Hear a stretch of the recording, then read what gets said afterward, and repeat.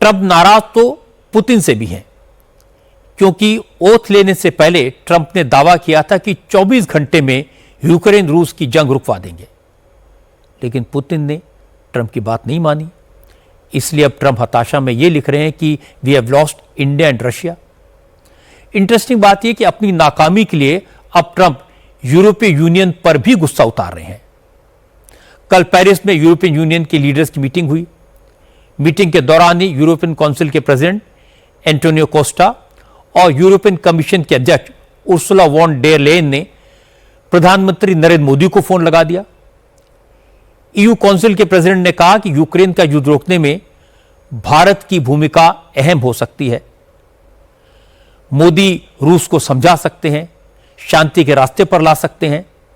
Antonio Costa ने कहा कि वर्ल्ड ऑर्डर स्टेबल बनाने में भारत का रोल इंपॉर्टेंट है, इसलिए मोदी पुतिन से बात करें।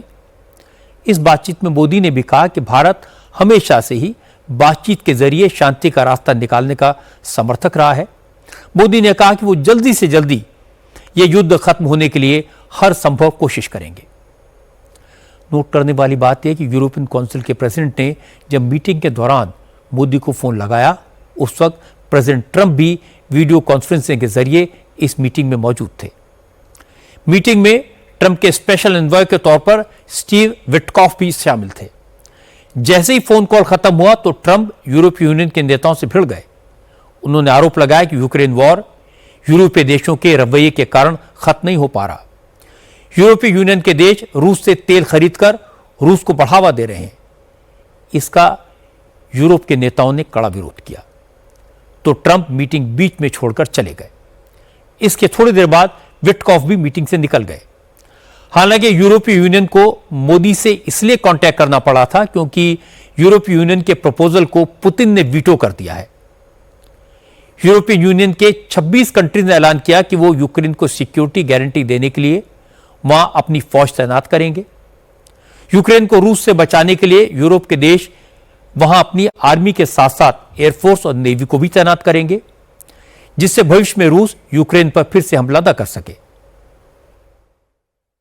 Cette coalition des volontaires qui est une coalition de paix इच्छुक लोगों का हमारा ये गठबंधन शांति का गठबंधन है। आज हमारे गठबंधन ने एक सैन्य और राजनीतिक प्रतिबद्धता का प्रस्ताव सामने रखा है।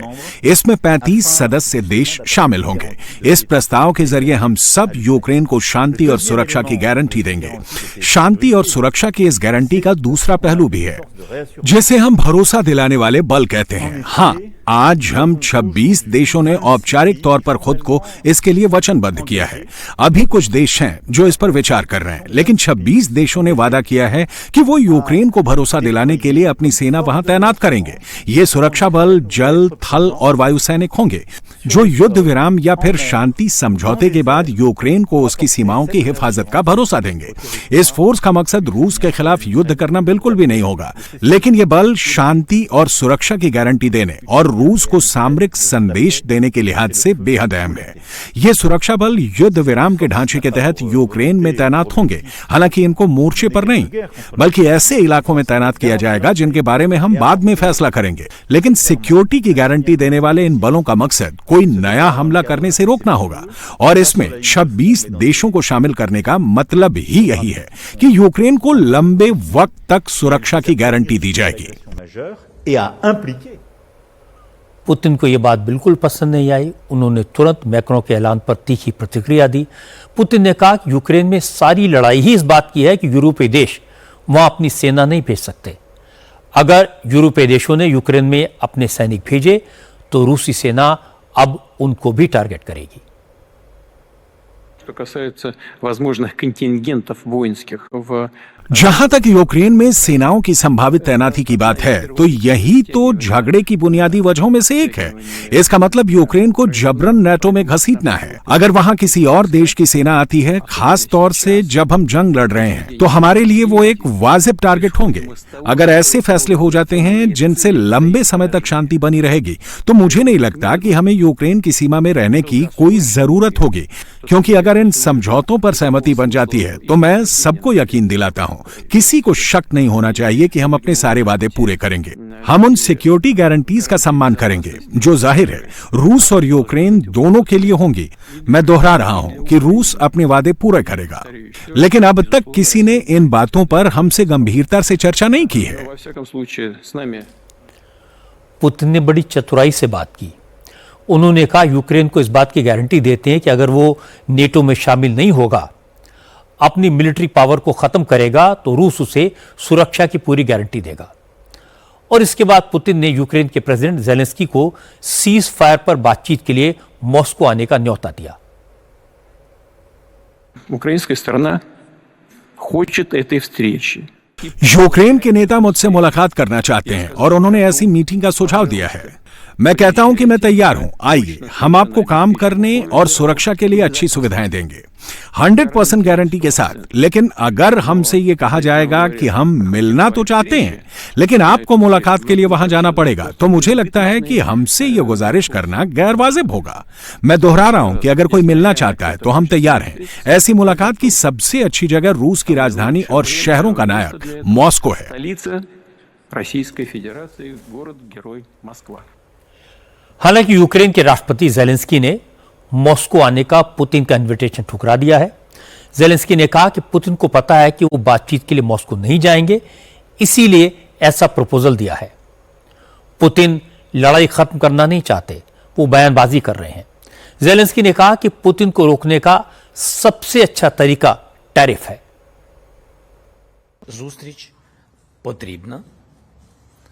Це не про бажання. मेरे और पुतिन के बीच बैठक होने की जरूरत है। ये बात इच्छा की नहीं है, ये जरूरत का मसला है। हम किसी भी तरह की बैठक के लिए तैयार हैं। ये रूस के साथ आमने सामने की बैठक हो या फिर कोई तीसरा देश भी इसमें शामिल हो, हम तैयार हैं। मुझे लगता है कि रूस ये बैठक टालने के लिए हर संभव कदम कोशिश कर रहा है। हमारे अमेरिकी साथियों ने मुझे ये बताया है कि पुतिन ने मुझे मॉस्को आने का निमंत्रण दिया है। मेरा मानना है कि अगर रूस नहीं चाहता है कि ये मीटिंग हो, तो उनको बस मुझसे ये कहना होगा कि मीटिंग के लिए मॉस्को आ जाएं। रूस, यूक्रेन और यूरोप की इस खींचतान में प्रेसिडेंट ट्रंप फंस गए हैं, क्योंकि उनकी बात कोई नहीं सुन रहा। इसीलिए जब ट्रंप से पूछा गया क्या वो रूस के राष्ट्रपति पुतिन से फोन पर बात करेंगे, तो ट्रंप ने बड़े अनमने ढंग से कहा, हां, देखते हैं, बात करेंगे। After your phone call with Ukrainian President Zelensky today, do you plan to speak with Russia's President Putin in the near future? What? If you will speak with President Putin in the near future. I will be, yeah, I will be. We're having a very good dialogue.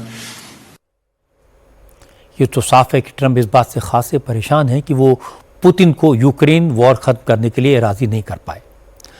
Alaska में Putin आए लेकिन कोई commitment नहीं दिया। Zelensky को भी उन्होंने बुलाया पर कोई रास्ता नहीं निकला। ट्रंप बार बार बताते हैं उन्होंने कितनी जगह जंग रुकवा दी, कितनी जगह सीज फायर करवा दिए, पर उनके पास इस बात का कोई जवाब नहीं है कि वो यूक्रेन और रूस की जंग क्यों नहीं रुकवा पाए।